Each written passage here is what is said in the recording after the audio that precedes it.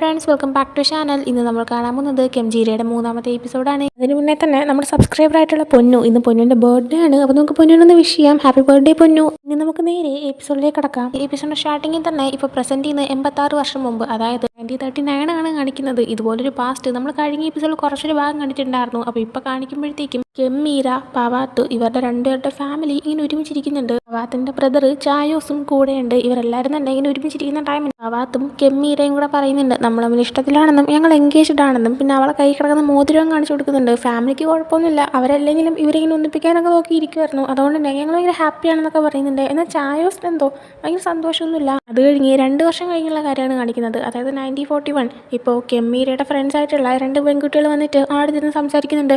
ഇതേപോലെ തന്നെ നീയാണെങ്കിൽ ഇത്രയും പെട്ടെന്ന് പവാത്തിനെ കല്യാണം കഴിക്കാൻ പോവുകയാണോ, നിരയായിട്ട് പഠിച്ച് ഗ്രാജുവേറ്റ് ആയിട്ടില്ലല്ലോ എന്നൊക്കെ പറയുന്നുണ്ട്. അവളപ്പോൾ അവനെക്കാളും നല്ലൊരു ചെക്കനെ എനിക്കിനി വേറെ കിട്ടത്തില്ല എന്നൊക്കെ പറഞ്ഞ് സംസാരിച്ചുകൊണ്ടിരിക്കുന്നുണ്ട്. ഇതേസമയം പവാത്തും ചായോസും കൂടെ ആയിട്ടും പുറത്തൊരിടത്തിരിക്കുവാണ്. അവരാണെങ്കിൽ റേഡിയോയിൽ കൂടെ ഒരു ന്യൂസ് കേൾക്കുന്നുണ്ട്. അതായത് ജപ്പാനിൽ നിന്ന് ഒരു വലിയ മിലിറ്ററി ഫോഴ്സ് ഇവർ അറ്റാക്ക് ചെയ്യാനായിട്ട് വരുന്നുണ്ട്.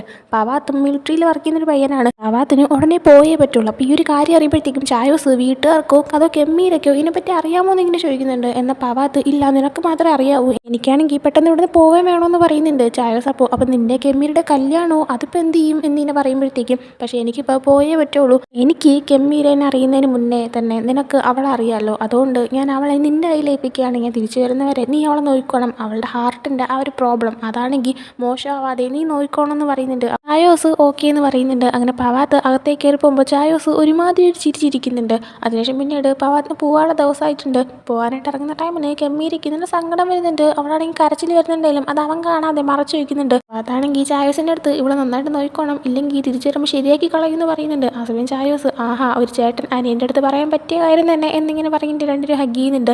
പവാത്താണെങ്കിൽ കെമ്മീര സങ്കടം വന്നിരിക്കുന്ന കണ്ടിട്ട് അവളുടെ അടുത്ത് നീ വിഷമിക്കേണ്ട, അത് കാര്യത്തില്ലെന്ന് പറഞ്ഞല്ലേ, ഞാനാണെങ്കിൽ ഉടനെ തന്നെ തിരിച്ചു വരാൻ ശ്രമിക്കും, എന്നെ ഒത്തിരി മിസ് ചെയ്യുകയും ചെയ്യുമെന്ന് പറയുന്നുണ്ട്. അതും പറഞ്ഞുകൊണ്ട് പവാത്ത് അവിടെ നിന്ന് പോകുന്നുണ്ട്. പിന്നീട് ഒത്തിരി നാൾ കഴിഞ്ഞ് പോകുന്നുണ്ട്. ഒരു ദിവസം കെമ്മീരയാണെങ്കിൽ റൂമിൽ ഇരുന്നിട്ട് എന്തോ ഒരു ലെറ്റർ ഒന്ന് എടുത്ത് നോക്കുന്നുണ്ട്. അത് പവാത്ത് അയച്ചതാണോ അതോ മറ്റേതെങ്കിലും ലെറ്റർ ആണെന്ന് അറിയത്തില്ല. അതുമായി ചെയ്യുന്ന സന്തോഷിച്ചിരിക്കുമ്പോഴത്തേക്കും ഫുഡ് കഴിക്കാനായിട്ട് ചായോസ് വിളിക്കുന്നുണ്ട്. അങ്ങനെ അവൻ്റെ കൂടെ അവൾ ഫുഡ് കഴിക്കാൻ പോകുന്ന ടൈമിന് ഒരു ഡിന്നർ ഡേറ്റ് പോലെ അവനാണെങ്കിൽ ടേബിളൊക്കെ ഇങ്ങനെ സെറ്റ് ചെയ്ത് വെച്ചിട്ടുണ്ടായിരുന്നു. അപ്പോൾ അവളാണെങ്കിൽ ഇന്ന് എന്ത് പറ്റി, ഭയങ്കര പ്രത്യേകത ഉണ്ടല്ലോ എന്നിങ്ങനെ പറയുമ്പോഴത്തേക്കും അവൻ പറയുന്നുണ്ട് അത് പിന്നെ ഓഫീസിൽ ഹയർ പോസ്റ്റ് ചെയ്യുന്ന ആൾ റിട്ടയർഡായി, അപ്പോൾ ഇനി ആ ഒരു പോസ്റ്റിൽ കയറാൻ പോകുന്നത് ഞാനാണെന്ന്. മീര അത് കേട്ടിട്ട് കൺഗ്രാജുലേഷൻസ് പറയുന്നുണ്ട്. അവനപ്പോൾ പെട്ടെന്ന് ഇങ്ങനെ മുട്ടുകുത്തിരുന്നിട്ട് അവളെ പ്രപ്പോസ് ചെയ്യാണ്. അതായത് എന്നെ കല്യാണം കഴിക്കുന്നൊക്കെ പറഞ്ഞിട്ട് ഒരു മോതിരമൊക്കെ എടുത്ത് കാണിക്കുന്നുണ്ട്. ആ സമയം കെമ്മീരയാണെങ്കിൽ നീ എന്തൊക്കെയാണ് പറയുന്നത്, തമാശയാണോ, നമുക്കിന്ന് ഫുഡ് കഴിക്കാമെന്ന് പറയുന്നുണ്ട്. എന്നാൽ അവനാണെങ്കിൽ ഇല്ലെങ്കിൽ സീരിയസ് ആയിട്ട് തന്നെ പറയുകയാണ് എനിക്ക് ഇതിനെ ഒത്തിരി ഇഷ്ടമാണ്, പണ്ട് തൊട്ട് ഇഷ്ടമാണെന്ന് പറയുന്നുണ്ട്. എന്നാൽ കെമ്മീരയാണെങ്കിൽ നീ ഇത് എന്തൊക്കെയാണ് പറയുന്നത്, നടക്കത്തില്ല എന്ന് പറയുന്നുണ്ട്. അവനപ്പോൾ ഞാൻ പവാത്തിൻ്റെ ബ്രദർ ആയതുകൊണ്ടാണ് നീ എന്നെ ഒഴിവാക്കാൻ നോക്കുന്നതെങ്കിൽ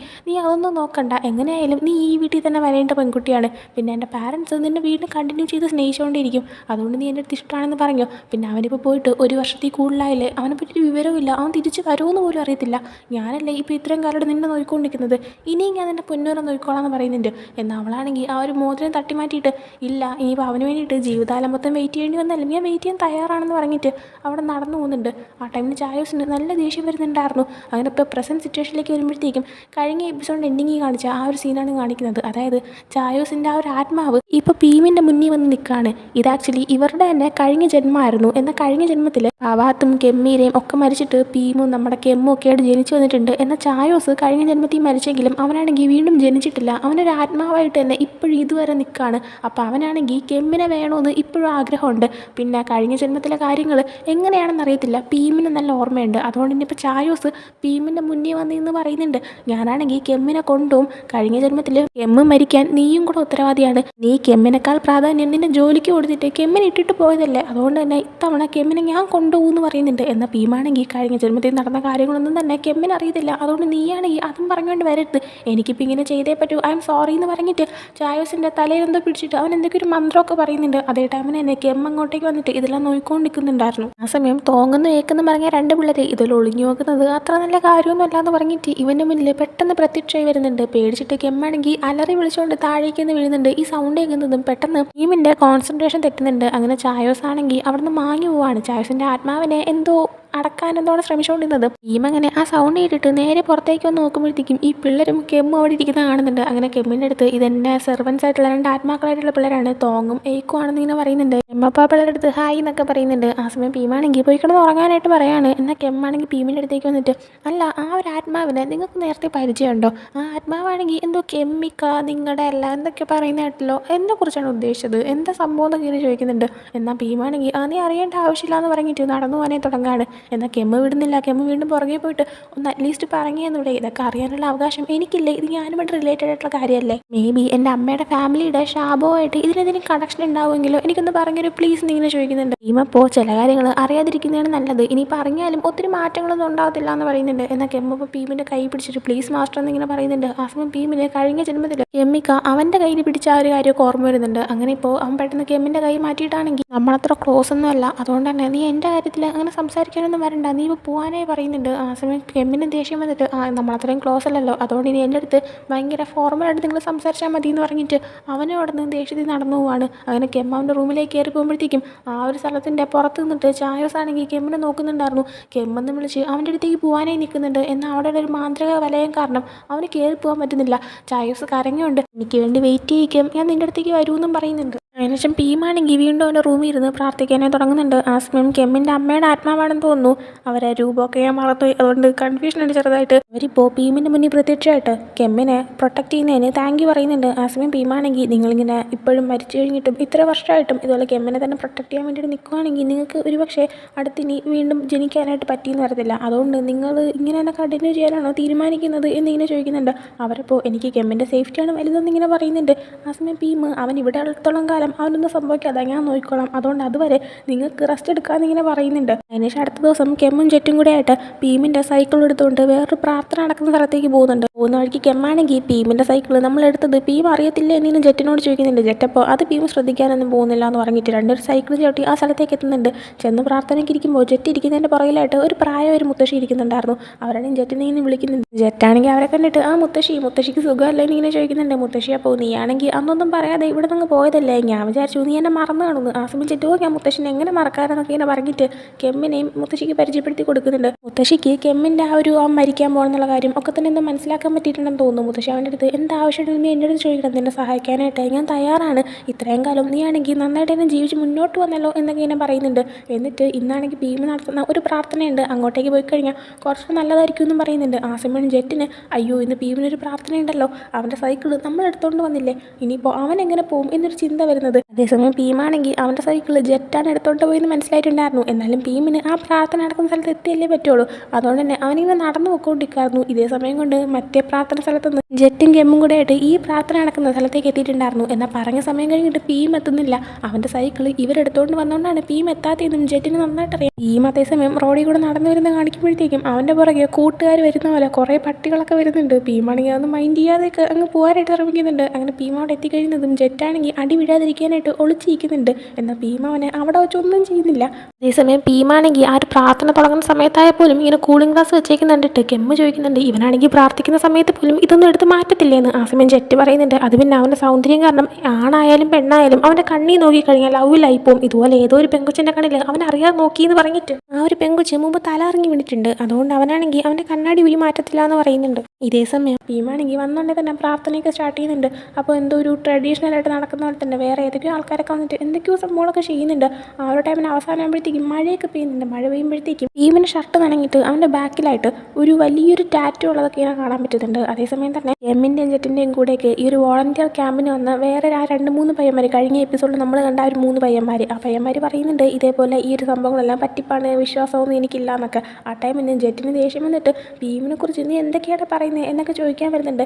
എന്നാൽ ഇവരുടെ അടുത്ത് തന്നെ ചാണു ഇരിക്കുന്നുണ്ടായിരുന്നു. ചാണു പെട്ടെന്ന് ഇടപെട്ടിട്ട് നിങ്ങൾക്ക് ഒന്നും അറിയത്തില്ലെങ്കിൽ മിണ്ടാതിരിക്കണമെന്ന് പറയുന്നുണ്ട്.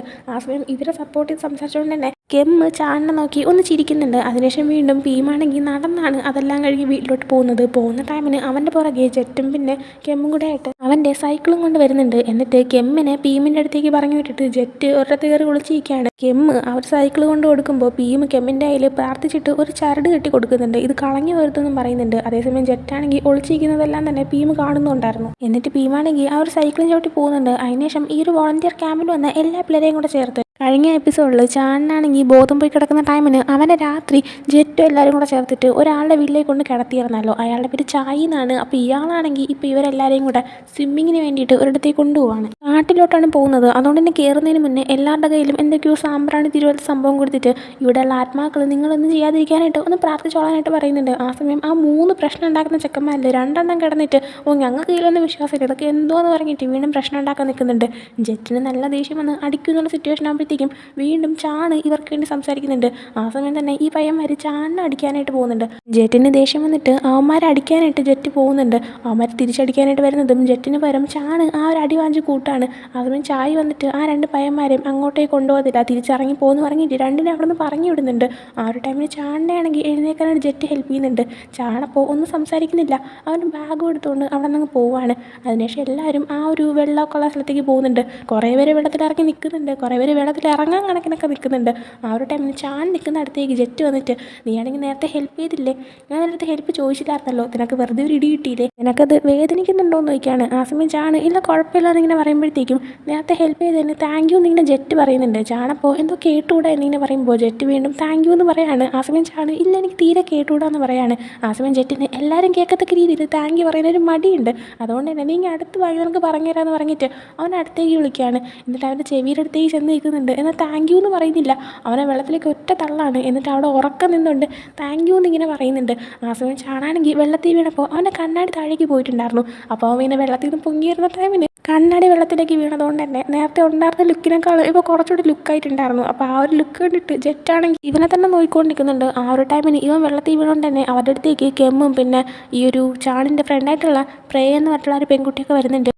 നീ ഓക്കെ ആണോ എന്ന് ഇങ്ങനെ ചാണിനോട് ചോദിക്കുമ്പോൾ ചാണിനിപ്പോൾ കണ്ണാടി ഇല്ലാത്തതുകൊണ്ട് തീരെ കാണാൻ പറ്റുന്നില്ല. അതുകൊണ്ട് പ്രേയുടെ തോളിൽ കൈവച്ചിട്ട് അത് കെമ്മാണെന്ന് എഴുതി ഞാൻ ഓക്കെയാണ് കെമ്മെന്നൊക്കെ പറയുന്നുണ്ട്. കെമ്മപ്പോൾ അത് പ്രേയാണ്, ഞാൻ ഇവിടെ നിൽക്കുന്നതെന്ന് പറയുന്നുണ്ട്. ചാണപ്പോൾ എനിക്കൊന്നും കാണാൻ പറ്റുന്നില്ല, എൻ്റെ കണ്ണാടി എവിടെ, ജെറ്റ് നീ എന്തിനാണ് ഇങ്ങനെ വെള്ളത്തിൽ തള്ളിയിട്ട് എൻ്റെ കണ്ണാടി എടുത്ത് തരാനായിട്ട് പറഞ്ഞിട്ട് എല്ലാവരും കൂടെ വെള്ളത്തിൽ കണ്ണാടി അന്വേഷിക്കുന്നുണ്ട്. എന്നാൽ ചാണിന് കണ്ണാടി കിട്ടുന്നില്ല. അതേസമയം ചാണാണെങ്കിൽ ഞാൻ മൊത്തത്തിൽ നനഞ്ഞു, എനിക്ക് നീന്താനായിട്ട് ഒരു പ്ലാനും ഉണ്ടായിരുന്നില്ല എന്ന് പറഞ്ഞിട്ട് അവൻ്റെ ഷർട്ടൊക്കെ അഴിച്ചു മാറ്റി ഷർട്ടൊക്കെ പിഴിയുന്നുണ്ട്. അപ്പോൾ അവൻ്റെ ബോഡി കണ്ടിട്ട് ജെറ്റൊക്കെ അങ്ങോട്ടേക്കാണ് നോക്കിയിരിക്കുന്നത്. അതേസമയം ചാണിനാണെങ്കിൽ ഒന്നും കാണാൻ പറ്റാത്തതുകൊണ്ട് ഇതൊന്നും അറിയുന്നില്ല. ഇവനാണെങ്കിൽ ഞാൻ പോവുകയാണെന്നൊക്കെ പറഞ്ഞിട്ട് ഷർട്ടും കുടഞ്ഞുകൊണ്ട് എഴുന്നേറ്റ് പോകുന്നുണ്ട്. ആ ഒരു ടൈമിന് ജെറ്റിൻ്റെ കയ്യിൽ തന്നെ ഇവൻ്റെ ആ ഒരു കണ്ണാടി ഇരിക്കുന്നുണ്ടായിരുന്നു. അതായത് വെള്ളത്തിൽ അന്വേഷിച്ചപ്പോൾ ജെറ്റിന് ആ ഒരു കണ്ണാടി കിട്ടിയായിരുന്നു.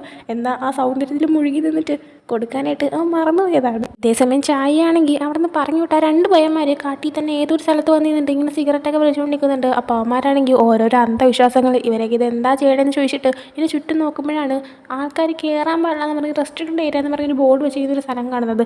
അതാണ് കയറി പോകുമ്പോൾ ഇതൊരു വ്യൂ പോയിൻ്റ് ഒക്കെ ഉള്ള സ്ഥലമാണ്. അപ്പോൾ നമുക്കിനി അങ്ങോട്ടേക്ക് പോയിട്ട് രാത്രി ടെൻറ്റ് കെട്ടി അവിടെ നിന്നാലെന്നൊക്കെ ഇങ്ങനെ ചോദിക്കുന്നുണ്ട്. മറ്റേ പയ്യൻ നല്ല ഐഡിയ ആണെന്ന് പറയുന്നുണ്ട്. അപ്പോൾ ഒരു 3 പേരാണല്ലോ ഫ്രണ്ട്സ് ആയിട്ടുള്ളത്, ഇപ്പോൾ 2 പേരേ ഉള്ളൂ. അപ്പോൾ 3ാമത്തെ ആളെയും കൊണ്ട് പൊക്കിക്കൊണ്ടുവരാമെന്ന് പറയുന്നുണ്ട്. അവരവിടെ നിന്ന് പോകുമ്പോൾ അവർ വലിച്ചിട്ട സിഗരറ്റിൻ്റെ കുറ്റി എടുക്കാൻ വേണ്ടിയിട്ട് ഒരു കൈ ഇങ്ങനെ എത്തി വരുന്നുണ്ട്. എന്നാൽ എടുക്കുന്നില്ല. നോക്കുമ്പോഴത്തേക്ക് ഒരു സ്ത്രീയുടെ രൂപമായിരുന്നു. പ്രേതമാണോ മനുഷ്യനാണോ കണ്ടിട്ട് അങ്ങോട്ട് മനസ്സിലാവുന്നില്ല. അതേസമയം മറ്റെന്തോ ഒരു ആത്മാവ് വന്നിട്ട് ഈ ഒരു സ്ത്രീനെ എന്തോ ചെയ്യുന്നുണ്ട്. അങ്ങനെ നൈറ്റ് ആകുമ്പോഴത്തേക്കും ആ ഒരു 3 പയ്യന്മാരും അതിൽ ആ ഒരു പയ്യൻ്റെ ഗേൾ ഫ്രണ്ടും കൂടെ ആയിട്ട് ഒരുമിച്ച് അവിടെ ടെൻറ്റ് കെട്ടിയിട്ട് ഇങ്ങനെ ബിയറൊക്കെ കുടിച്ചുകൊണ്ടിരിക്കുകയാണ്. ആ സമയം 3 പയ്യന്മാർ ഞങ്ങളൊന്ന് വാഷ്റൂം യൂസ് ചെയ്തിട്ട് വരാമെന്ന് പറഞ്ഞിട്ട് ആ ഒരു പെൺകുട്ടിയുടെ അടുത്ത് പറഞ്ഞിട്ട് 3 പേരും കൊണ്ട് അങ്ങ് പോവുകയാണ്. അതിൻ്റെ കാട്ടിൽ കൂടി ഇങ്ങനെ നടന്നു പോയിട്ട് ഏതോ ഒരു പാറയൊക്കെയുള്ള സ്ഥലത്തേക്ക് ചെന്ന് അവർ നിൽക്കുന്നുണ്ട്. ആ ഒരു സമയം അവിടെ ഒരു ആത്മാവ് വന്നിരിക്കുന്നത് നമ്മളെ കാണിക്കുന്നുണ്ട്. അതേസമയം ആ ഒരു പെൺകുട്ടി അത് പ്രേ ആയിരുന്നു. ഇവർക്ക് വേണ്ടി വെയിറ്റ് ചെയ്തിട്ട് ഇവരെ കാണുന്നില്ല. അതുകൊണ്ട് തന്നെ ഇവളാണെങ്കിൽ നിങ്ങളിത് ഇവിടെ ഉണ്ടോ എന്നൊക്കെ വിളിച്ച് ചോദിക്കുന്നുണ്ട്. കാണാത്തതുകൊണ്ട് തന്നെ ഒരു ലൈറ്റ് കൊടുത്തുകൊണ്ട് അവളും കാട്ടിനകത്തേക്ക് കയറുവാണ്. അവരെ അന്വേഷിക്കുന്ന സമയത്ത് അവളുടെ മുന്നിലേക്ക് ഒരു പ്രേതം പെട്ടെന്ന് വന്ന് നിൽക്കുന്നുണ്ട്. കാണുന്നതും അതിനെ പേടിച്ച് അവളെ കാട്ടിൽ നിന്ന് തന്നെ ഇറങ്ങി ഓടാണ്. പെട്ടെന്ന് തന്നെ ചാൻ താമസിക്കുന്ന ഒരു ചായയുടെ വീട്ടിലേക്ക് വരുന്നുണ്ട്. വന്നോണ്ട് തന്നെ ചാൻ ഹഗ് ചെയ്തിട്ട് അവൾക്കൊന്നും പറയാൻ പറ്റുന്നില്ല എന്ന് അവൾ നല്ല പേടിക്കുന്നുണ്ടെന്ന് മനസ്സിലാവുന്നുണ്ട്. ആ സമയം അവളുടെ കൂട്ടുകാരായിട്ടുള്ള പെൺകുട്ടിയും വരുന്നുണ്ട്. ചായയുടെ വൈഫും എല്ലാം തന്നെ വരുന്നുണ്ട്. ഇവളുടെ സിറ്റുവേഷൻ മോശമാവുന്നുണ്ടെന്ന് മനസ്സിലാവുമ്പോഴത്തേക്കും അവരാണെങ്കിൽ ഉടനെ തന്നെ ഇവളെ എടുത്തുകൊണ്ട് നേരെ ഭീമിൻ്റെ വീട്ടിലേക്ക് ചെല്ലാണ്. അവിടെ ചെല്ലുമ്പോഴത്തേക്കും രാവിലെ ജെറ്റ് സംസാരിച്ച ആ ഒരു മുത്തശ്ശിയും ഒക്കെ തന്നെ വരുന്നുണ്ട്.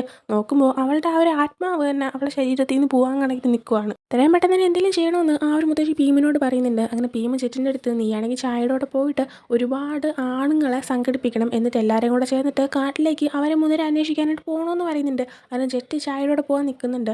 ആ സമയം ആ ഒരു മുത്തശ്ശിമാർക്കും മറ്റൊരു സ്ഥലത്തേക്ക് ചെന്നിരിക്കണം. അപ്പോൾ പ്രേയുടെ കൂട്ടുകാരിയായിട്ടുള്ള ആ ഒരു പെൺകുട്ടിനെ വിളിച്ചുകൊണ്ട് പോകാൻ നിൽക്കുന്നുണ്ട്. എന്നാൽ പ്രേനെ വിട്ടിട്ട് പോകാൻ അവർക്ക് കുറച്ച് ബുദ്ധിമുട്ടുണ്ട്. ചാണത് കണ്ടിട്ട് നീ പേടിക്കണ്ട, ഞാൻ ഇവിടെ ഇരുന്നോളാം എന്ന് പറയുന്നുണ്ട്. ആ സമയം കെമ്മും കൂടെ പോകാനിരിക്കുമ്പോൾ ഭീമാണി നീ പോകണ്ട, നീ ഇവിടെ ഇരുന്നോളാൻ പറയുന്നുണ്ട്. അങ്ങനെ പ്രേയുടെ കൂടെ ചാണും കെമ്മും അവിടെ ഇരിക്കുന്നുണ്ട്. ബാക്കി എല്ലാവരും പോകുന്നുണ്ട്. അങ്ങനെ ജെറ്റും പിന്നെ ചായയും കൂടെ ചേർന്നിട്ട് അവിടെ ഉണ്ടായിരുന്ന എല്ലാ ആണുങ്ങളെ അവൻ വില്ലേജിലുള്ള എല്ലാവരെയും കൂടെ ചേർത്ത് നിർത്തിയിട്ട് അവരോട് പറയുന്നുണ്ട്, ഞങ്ങൾക്ക് ശനിയാഴ്ച, ചൊവ്വാഴ്ച, ബുധനാഴ്ച, ഞായറാഴ്ച ഈ 4 ദിവസങ്ങളിലും ജനിച്ച ആൾക്കാരെയാണ് വേണ്ടത്. ഇവരെല്ലാവരും കൂടെ ചേർന്നിട്ട് കാട്ടിൽ അവരെ 3 പേരെ അന്വേഷിക്കാനായിട്ട് പോവുകയാണ്. ഉച്ച വരെയാണ് നമുക്കുള്ള സമയമെന്ന് പറയുന്നുണ്ട്. ആ സമയം ഇവരുടെ വോളണ്ടിയർ ക്യാമ്പ് തന്നെ വന്നൊരു പയ്യനാണെന്ന് തോന്നുന്നു. എന്തുകൊണ്ടാണ് ഉച്ച വരെ മാത്രം എന്നിങ്ങനെ ചോദിക്കുകയാണ്. ആ സമയം ചായയാണെങ്കിൽ പറയുന്നുണ്ട്, അത് പിന്നെ ഉച്ചയ്ക്ക് ശേഷമാണ് നമ്മൾ അന്വേഷിക്കുന്നതെങ്കിൽ പിന്നെ നമ്മൾ അവിടെ ഡെഡ് ബോഡി ആയിരിക്കും അന്വേഷിക്കാനായിട്ട് പോകുന്നതെന്ന്. അങ്ങനെ ഇവരെല്ലാവരും തന്നെ അവരന്വേഷിച്ച് കാട്ടിലേക്ക് ഇറങ്ങുന്നുണ്ട്. ഇതേസമയം ആ ഒരു മുത്തശ്ശിയും പിന്നെ പ്രേയുടെ കൂട്ടുകാരിയൊക്കെ ചേർന്നിട്ട് മറ്റൊരു സ്ഥലത്തേക്ക് ചെന്നിരിക്കുകയാണ്. പ്രേ എപ്പോഴും ഉപയോഗിക്കുന്ന കുറച്ച് സാധനങ്ങളെല്ലാം അവൾ കൊടുക്കുന്നുണ്ട്. അങ്ങനെ അതും വെച്ചിട്ട് ഇവരെന്തൊക്കെയോ കാര്യങ്ങൾ ചെയ്യുന്നുണ്ട്. അവരെല്ലാവരും കൂടെ ആയിട്ട് പ്രേയുടെ ആത്മാവിനെ തിരിച്ച് വിളിച്ചുകൊണ്ടിരിക്കുകയാണ്. അങ്ങനെ ആ ഒരു ആത്മാവിനെ കിട്ടുന്നതും അവരുടനെ തന്നെ നേരെ പ്രേയുടെ അടുത്തേക്ക് ചെല്ലുന്നുണ്ട്. അങ്ങനെ പിന്നെ അവളുടെ ബോഡിയിലേക്ക് ആത്മാവ് കയറാനുള്ള കാര്യങ്ങളെല്ലാം ചെയ്യുന്നുണ്ട്. ഭീമും എല്ലാവരും തന്നെ അവിടെ ഇരിക്കുന്നുണ്ട്. ആ ഒരു ആത്മാവ് ഉടനെ തന്നെ ബോഡിയിലേക്ക് കയറിയും അവൾ ഒന്ന് ബോധം വന്ന് ഓക്കെ ആവുകയും ചെയ്യുന്നുണ്ട്. ആ സമയം അങ്ങോട്ട് ഈ ജെറ്റ് ഓടി വന്നിട്ട് ഭീമിൻ്റെ അടുത്ത് അവരെ കണ്ടു കിട്ടിയില്ല എന്ന് പറയുന്നുണ്ട്. ഭീം അപ്പോൾ ചായയുടെ വൈഫിൻ്റെ കൂടെ തന്നെ കെമ്മിൻ്റെ അടുത്ത് അന്ന് സ്റ്റേ ചെയ്യാനായിട്ട് പറഞ്ഞിട്ട് അവനെയും അവരുടെ പറഞ്ഞു വിടാണ്. അവർ പോയി കഴിയുമ്പോൾ ജെറ്റ് ചോദിക്കുന്നുണ്ട്, എന്ത് പറ്റി അവനെ പറഞ്ഞിട്ടതെന്ന്. ഭീം അപ്പോൾ പറയുന്നുണ്ട്, അത് പിന്നെ ഞാനാണെങ്കിൽ എൻ്റെ ബോഡി വിട്ട് എൻ്റെ ആത്മാവായിട്ട് മറ്റൊരു സ്ഥലത്തേക്ക് പോകാനായിട്ട് പോവാണ്, കുറച്ച് കാര്യങ്ങൾ അന്വേഷിക്കാൻ വേണ്ടിയിട്ട്. പിന്നെ നിനക്കും അവനെയൊക്കെ നോക്കാൻ പറ്റില്ല, പിന്നെ നീയാണെങ്കിൽ ഒരു വില്ലേജൊക്കെ ഒന്ന് അന്വേഷിച്ചിട്ട് എന്തെങ്കിലും പ്രശ്നം ഉണ്ടെങ്കിൽ അറിയിക്കാനും പറയുന്നുണ്ട്. ജെറ്റ് ആ സമയം ബോഡിയിൽ നിന്ന് ഇറങ്ങി നിങ്ങളുടെ ആത്മാവ് എങ്ങോട്ടാണ് പോകാൻ പോകുന്നത് എന്നിങ്ങനെ ചോദിക്കുന്നുണ്ട്. ആ സമയം അത് ഭീമ പറഞ്ഞു കൊടുക്കുന്നില്ല. അതിനുശേഷം കെമ്മിനെയും ചാണിനെയും കാണിക്കുമ്പോൾ ഇവർ ഒരേ സ്ഥലത്തായിരുന്നു സ്റ്റേ ചെയ്യുന്നത്. എന്നാൽ കെമ്മിനാണെങ്കിൽ ഉറക്കം വരുന്നില്ല. അവൻ ചാണിൻ്റെ അടുത്ത് എനിക്കെന്തോ അവൾക്ക് വേണ്ടിയിട്ട് ഒന്നും ചെയ്യാൻ പറ്റാത്ത പോലെ, ഞാൻ കാരണം ആർക്കൊരു ഉപകാരം ഇല്ലാത്ത പോലെ, പ്രേയിനെ ചെയ്യാനായിട്ട് എനിക്കൊന്നും ചെയ്യാൻ പറ്റില്ല എന്നൊക്കെ പറയുന്നുണ്ട്. ചാണപ്പോ നീ അങ്ങനെയൊന്നും പറയല്ലേ, അവളവിടെ കിടന്ന സമയത്ത് നീയല്ലേ കൈ പിടിച്ച് അവളുടെ കൂടെ ഇരുന്നത്, നീ അങ്ങനെ ചെയ്തത് തന്നെ അവൾക്കൊരു വലിയ ഹെൽപ്പാണ്, അതുകൊണ്ട് ഒത്തിരി ഒന്നും ആലോചിച്ച് കൂട്ടണ്ടെന്ന് പറഞ്ഞിട്ട് രണ്ടുപേരും കിടന്ന് ഉറങ്ങുന്നുണ്ട്. അതിനുശേഷം ഭീമിനെ കാണിക്കുമ്പോൾ അവനിപ്പോൾ അവൻ്റെ റൂമിൽ ഇരുന്ന് എന്തോ ഒന്ന് പ്രാർത്ഥിക്കുന്നുണ്ട്. ആ സമയം 2 പിള്ളേർ അവൻ്റെ അടുത്ത് വന്നിരിക്കുന്നുണ്ട്. ആ പിള്ളേരുടെ അടുത്ത് ആ 3 പയ്യന്മാരെ കണ്ടു കിട്ടിയോന്ന് ഇങ്ങനെ ചോദിക്കുമ്പോൾ ഇല്ലയെന്ന് പറയുന്നുണ്ട്. ആ സമയം അവനാണെങ്കിൽ ആ ഗുഹയിൽ ഉണ്ടോ എന്ന് ചോദിക്കുന്നുണ്ട്. ആരെയാണ് ഉദ്ദേശിക്കുന്നതെന്ന് മനസ്സിലാവുന്നില്ല. പിള്ളേരപ്പോൾ ആ ഉണ്ട്, പക്ഷേ ഭയങ്കര അപ്സെറ്റായിട്ടിരിക്കുന്ന പോലെയാണ് എനിക്ക് തോന്നിയെന്ന് പറയുന്നുണ്ട്. ആ സമയം ഭീം പക്ഷേ എന്തൊക്കെയായാലും അവനെ പോയി കണ്ടല്ലേ പറ്റൂ, അവനെ നമ്മളെ സഹായിക്കാൻ പറ്റുള്ളൂ എന്ന് പറയുന്നുണ്ട്. അങ്ങനെ ഭീം എന്തൊക്കെയോ മന്ത്രം പറയുമ്പോഴത്തേക്കും അവൻ്റെ ആത്മാവ് അവൻ്റെ ദേഹത്തു നിന്ന് ഇറങ്ങി നേരെ ആ ഒരു ഗുഹയിലേക്ക് ചെല്ലുന്നുണ്ട്. ചെല്ലുമ്പോഴത്തേക്കും അവിടെയാണെങ്കിൽ അവൻ എന്തോ പ്രാർത്ഥിക്കുന്നുണ്ട്. ആ സമയം എന്തോ ഒരു ശക്തി വന്നിട്ട് അവനെ വഴി കാട്ടി മുന്നോട്ട് കൊണ്ടുപോകുന്നുണ്ട്. അങ്ങനെ നേരെ ചെല്ലുമ്പോഴത്തേക്കും ഒരു വലിയ പാമ്പിൻ്റെ മുന്നിലാണ് ചെന്ന് നിൽക്കുന്നത്. എൻ്റെ മുന്നിൽ ഭീം മുട്ടൂത്തി നിന്നിട്ട് ഞാൻ നിങ്ങൾക്ക് തരുന്നതെല്ലാം തികയുന്നില്ലെങ്കിൽ എന്നോട് ക്ഷമിക്കണമെന്ന് പറയുന്നുണ്ട്. ആ സമയം ആ ഒരു പാമ്പ് ഒരു മനുഷ്യൻ്റെ രൂപത്തിലായി മാറിയിട്ട്, നീ എനിക്ക് തരുന്നതെല്ലാം തികയുന്നില്ലായിരുന്നെങ്കിൽ നീ ഒരിക്കലും ഇന്ന് എൻ്റെ മുന്നിൽ വരത്തില്ലായിരുന്നു, എഴുന്നേറ്റ് നിൽക്കാനായി പറയുന്നുണ്ട്. അങ്ങനെ അവൻ എഴുന്നേറ്റ് നിൽക്കുമ്പോൾ ആ ഒരാൾ ചോദിക്കുന്നുണ്ട്, നീ ആ 3 പയ്യന്മാർക്ക് വേണ്ടിയിട്ടല്ലേ എൻ്റെ അടുത്തേക്ക് വന്നതെന്ന്. അതേസമയം കെമ്മിനെ കാണിക്കുമ്പോൾ അവനാണെങ്കിൽ ഇപ്പോൾ ഉറങ്ങുന്ന ടൈമിന് അവൻ എന്തോ ഭയങ്കര അസ്വസ്ഥതയൊക്കെ ഫീൽ ചെയ്യുന്നുണ്ട്. ആ സമയം പെട്ടെന്ന് ചായോസിൻ്റെ ആത്മാവ് അവൻ്റെ അടുത്തേക്ക് വന്നിട്ട് അവൻ്റെ തൊട്ടടുത്ത് നിൽക്കുന്നുണ്ട്. അവൻ്റെ കവിളിലൊന്ന് തൊടുന്നുണ്ട്. ആ സമയം ചായോസിൻ്റെ പ്രേതരൂപം മനുഷ്യനെ പോലെ ആയി മാറുന്നുണ്ട്. എന്നിട്ട് ചായോസ് അവൻ്റെ അടുത്ത് നീങ്ങുന്നതും പെട്ടെന്ന് തന്നെ കെമ്മ് കണ്ണ് ഉറക്കാണ്. അതും കാണിച്ചുകൊണ്ട് ഈ ഒരു എപ്പിസോഡ് ഇവിടെ എൻഡ് ആവുന്നുണ്ട്. ഈ ഒരു എപ്പിസോഡ് നിങ്ങൾക്ക് ഇഷ്ടപ്പെട്ടെങ്കിൽ ലൈക്ക് ചെയ്യുക, ഷെയർ, സബ്സ്ക്രൈബ് ചെയ്യുക. അടുത്തൊരു വീഡിയോ ഇട്ടുതന്നെ. ബൈ.